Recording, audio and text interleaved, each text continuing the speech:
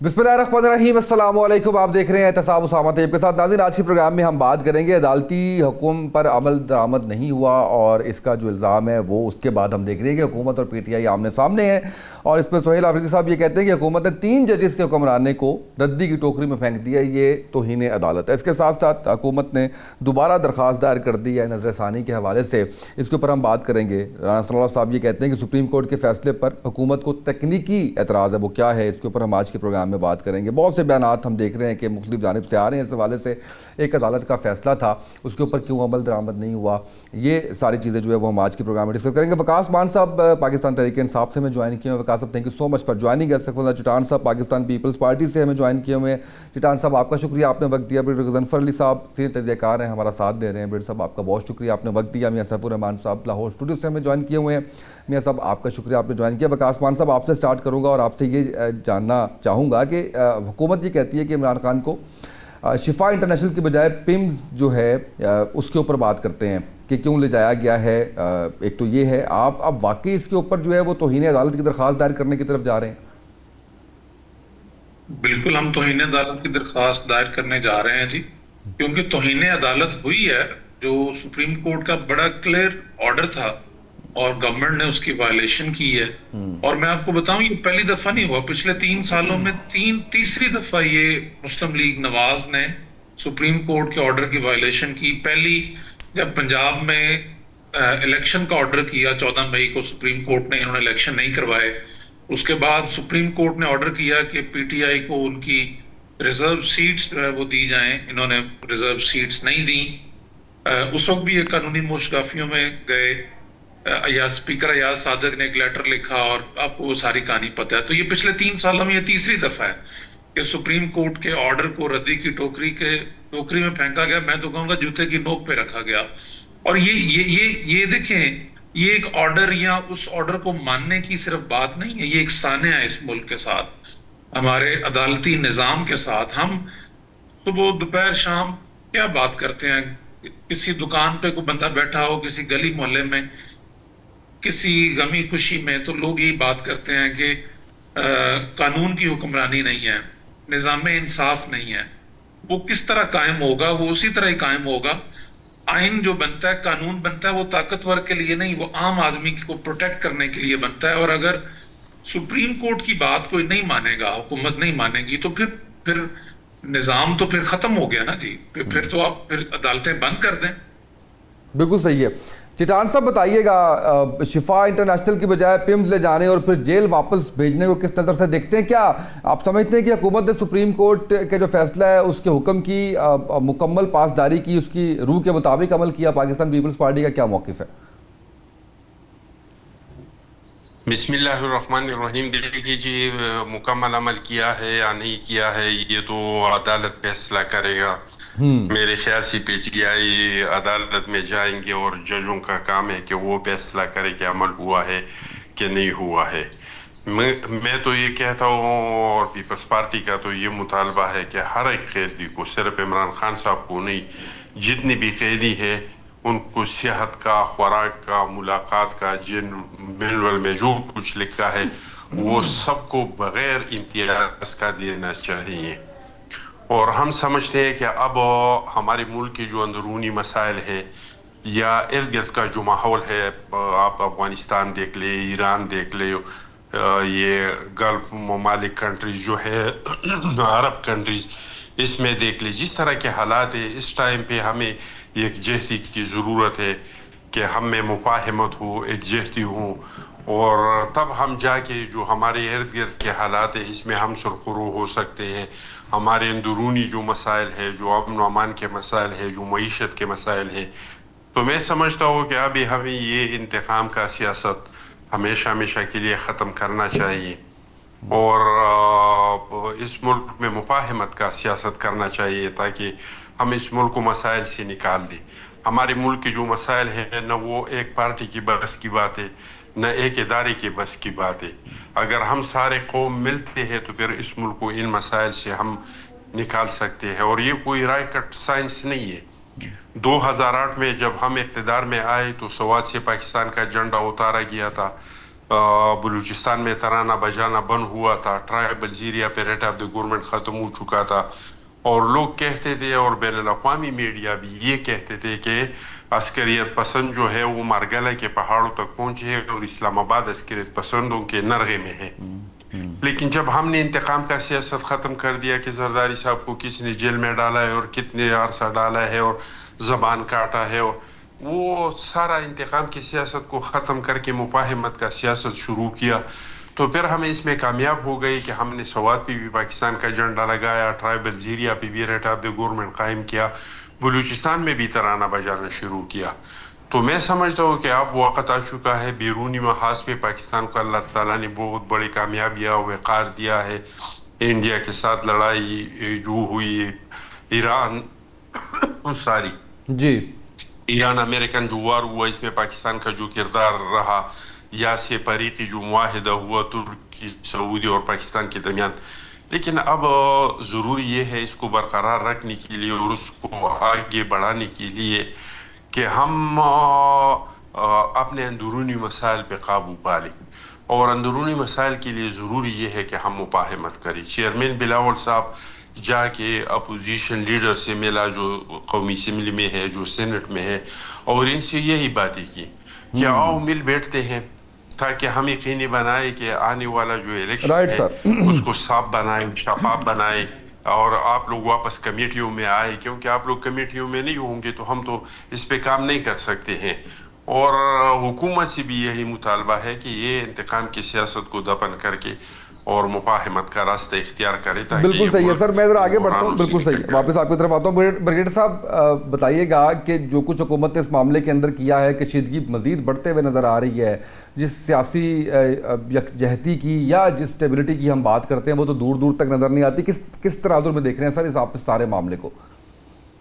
جی وہ نظر بھی نہیں آئے گی, آنے والے مستقبل میں بھی ایکسپیکٹ نہیں کیجیے گا کہ سیاسی مفاہمت جو ہے وہ ہوتی نظر آ رہی ہے.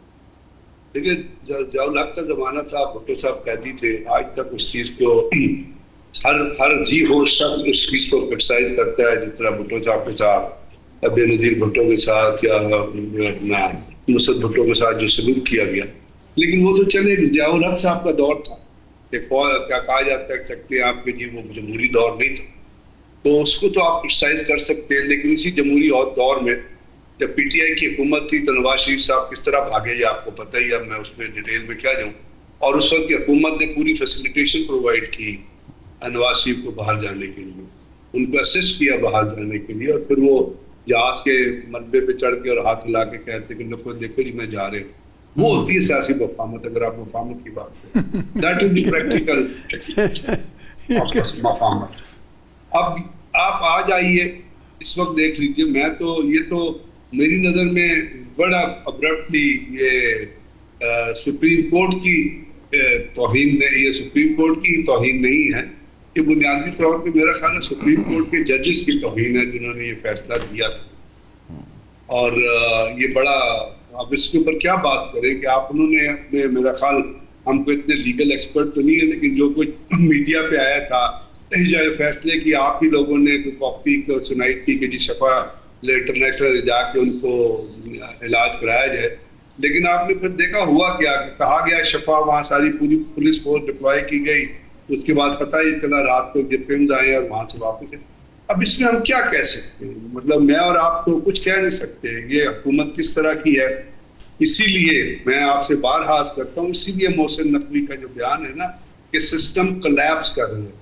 اگر آپ نے بیرونی معاملات میں بھی بہتر پرفارم کرنا ہے یا ٹیررزم میں بھی بہتر پرفارم کرنا, اگینسٹ ٹیررزم بھی کوئی بھی ایشو آپ اٹھا لیں, اس میں پہلی چیز آپ کو ملک کے اندر عدالتی سسٹم اور عدالتی فیصلوں کی رسپیکٹ چاہیے. جو چٹان صاحب جو چیزیں بیان کر رہے تھے وہ اسی وقت پوری ہوں گی جب آپ اپنے انٹرنل نظام کو ٹھیک کریں گے. انٹرنل نظام کو ٹھیک کرنے بعد آپ ایکسٹرنل نظام کو ٹھیک نہیں کر سکتے, دونوں چیزیں انٹر لنک ہوتی ہیں.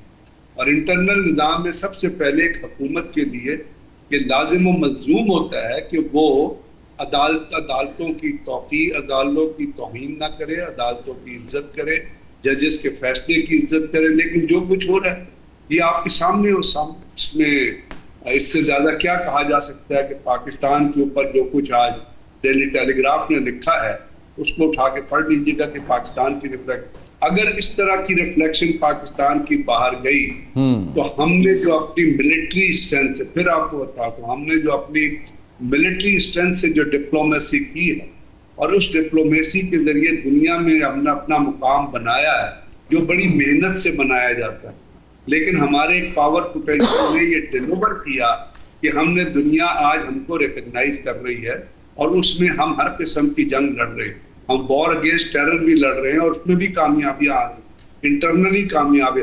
لیکن اگر اس طرح آپ کی پولیٹیکل پرفارمنس رہے گی اور جس میں پیپلز پارٹی بھی اپنے آپ کو مقررہ نہیں کر سکتی because they are part of the government, they are not, تو یہ چیزیں پھر آپ بتائیے اس میں اور آپ کیا کہہ سکتے ہیں سوائے دکھ اور افسوس کا اظہار کر سکتے ہیں کہ پاکستان کے اوپر باہر جو باتیں کی جائیں گی وہ اس کامیابیوں سے میچ نہیں کریں گی. اسی لیے محسن نقوی کی بات بالکل ٹھیک ہے کہ پاکستان کا سسٹم کولیپس کر گیا ہے اور اس کولیپس سسٹم کے ذریعے آپ نہ کسی نظام کی توقع کیجیے، نہ عدالتی فیصلوں کی عزت کی توقع کیجیے، نہ کسی اور سسٹم کے گورننس کے سسٹم کو بہتر طریقے سے چلنے یا چلانے کی توقع کیجیے گا. اگر کریں گے تو اس میں کوئی ڈیلیورنس جو ہے وہ سامنے آنے کی صورتحال اس وقت نظر نہیں آ رہی. کل رات جو کچھ ہوا ہے سڑکوں پہ وہ آپ نے بھی دیکھا ہے اور بلکہ پورے پاکستان میں بھی پوری دنیا نے دیکھا ہے اور اس کے اوپر فیڈ بیک بھی پوری دنیا نے دیا. بالکل صحیح ہے. میاں سیف الرحمان صاحب، جو حکومت اس کے اوپر تعویلیں دے رہی ہے، سیکیورٹی وجوہات اینڈ آل دیٹ، آپ سمجھتے ہیں کہ عوام کو پاکستان پیپلز پارٹی، پاکستان تحریک انصاف کو معاف کیجیے گا، مطمئن کرنے کے لیے یہ جو ایکسکیوزز دیے جا رہے ہیں یہ کافی؟ نہیں، میں تو دیکھیں طویلوں سے ہٹ کے ایک آپ کو خود میں ایک سوال اپنے آپ سے بھی کر رہا ہوں، پوری قوم سے اور اداروں سے بھی کر رہا ہوں کہ ہمارے ملک میں یہ عدالتوں کی بے توقیری یا انسٹیٹیوشنل فرکشن جو ہے، ادارہ جاتی جو فرکشن اور تصادم کی کیفیت ہے، یہ کب جا کے ختم ہوگی؟ قوموں نے جلدی چیزیں سیکھیں.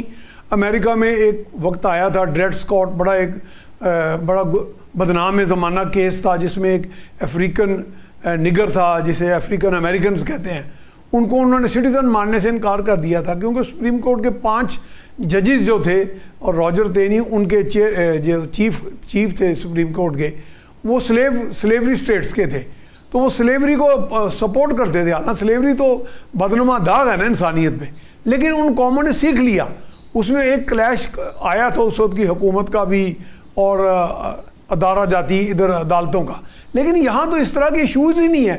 یہ تو آپ کے ایک بنیادی سول رائٹس کے ایشوز ہیں اور یہاں صرف چودراہٹ کے ہیجیمنی کے ایشوز ہیں، ایگو کے ایشوز ہیں کہ جی اب یعنی اگر فرض کرو کہ عدالت نے ایک ریلیف دے دیا ہے تو اس ریلیف کو من و ان تسلیم کرنا اور اوبے کرنے سے میرا ذاتی خیال ہے کہ جتنی بھی کیلکولیشنز ہیں وہ بالکل غلط ہیں، بلا جواز ہیں کہ جی ہمیں اس چیز کا خدشہ تھا. گورنمنٹ کے پاس اتنی بڑی مشینری ہے، پھر ایک کمٹمنٹ کر کے بھی اندر سے لوگ آئے تھے کہ ہم کو اس طرح کا نہ کو غدر کریں گے، یا جو بھی خبریں ہمیں اپنے طور پہ ہمارے رپورٹرز بتا رہے ہیں کہ چیزیں مینیجیبل تھیں. تو وہ بے تقیری والی بات سے مجھے ایک بات وہ وقت یاد آ گیا. یہ آج کی بات واقع نہیں ہے، یہ صحیح کہہ رہے ہیں میرے دوست، کیونکہ آپ کو یاد ہوگا جنرل مشرف کو جب اس کی بیل یعنی کینسل ہوئی تو بجائے کہ وہ جا کے کسی جیل میں جاتے یا کسی لاک اپ میں جاتے، وہ سیدھے armed forces institute of cardiology لے جایا گیا اور پھر ان کی تعویلیں بھی دی گئی. ان کے وکیل نے کہا کہ جناب تعویلوں کی بات آپ کہہ رہے ہیں نا، انہوں نے کہا جی وہ کون کہتے ہیں کہ وہ اسکیپ کی ہیں. وہاں سے وہ چک شداد چلے گئے اپنے پوش ہاؤس کے اندر اور کہا گیا، انہوں نے کہا جی ان کے وکیل تھے غالب شاید احمد رضا قصوری تھے یا جو بھی تھے، انہوں نے کہا جی یہ کیسے کہتے ہیں کہ جی وہ بھاگ گئے، 100 رینجرز کے لوگ ان کو لے کے آئے، 100 رینجرز کے لوگ ان کو لے گئے. تو یعنی کہ ہر تعویل جسٹیفائڈ تو نہیں ہوتی نا. اب تعویلوں کے ساتھ اگر آپ نظام چلائیں گے اور وہ ہر وہ کہتے ہیں نا اتنا من ایسا ہو تو حجتیں ڈھیر، تو جتنی ڈھیر حجتوں کے ساتھ آپ نظام چلائیں گے تو اس کا مطلب قانون اور آئین کی روح دیکھی جاتی ہے، حکم کی اسپرٹ دیکھی جاتی ہے. اور دیکھیں عدالتوں کے بارے میں تصور یہ ہوتا ہے کہ وہ چیزوں کا جائزہ لے کے question of fact, question of law دونوں کو دیکھ کے فیصلہ کرتی ہیں، اور عدالتوں کو بھی پتہ ہے کہ کس چیز کا کیا کانسیکوینسز ہوں گے کیا نہیں ہوں گے. تو میرا خیال اگر حکومت اس پہ کرتی تو ایک اچھی پریسیڈنٹ سیٹ ہوتی، اس اچھی پریسیڈنٹ کے ساتھ واقعی چلا جائے. یہ بات صحیح ہے میرے دوستوں کی کہ یہ انسٹیٹیوشنز کی آپس میں فرکشن، یہ تصادم تب ہی کم ہوگا جب انسٹیٹیوشنز کے آپس میں ہارمنی ہوگی، اور سیاسی ہارمنی جیسے چٹان صاحب کہہ رہے ہیں ہوگی کہ آپس میں مفاہمت کریں، وہ والی مفاہمت نہیں جو بریگیڈیئر ظفر کہہ رہے ہیں، لیکن مفاہمت سے مراد ہے کہ جہاں پہ رول آف لا کی بات آئے تو وہاں پہ سب ایک پیج پہ. بالکل صحیح ہے. بریک پہ جاتے ہیں، بریک سے واپس آتے ہیں. وقاص صاحب آپ کی طرف رخ کریں گے. ایک شارٹ بریک. ناظرین ہمارے ساتھ رہیے گا.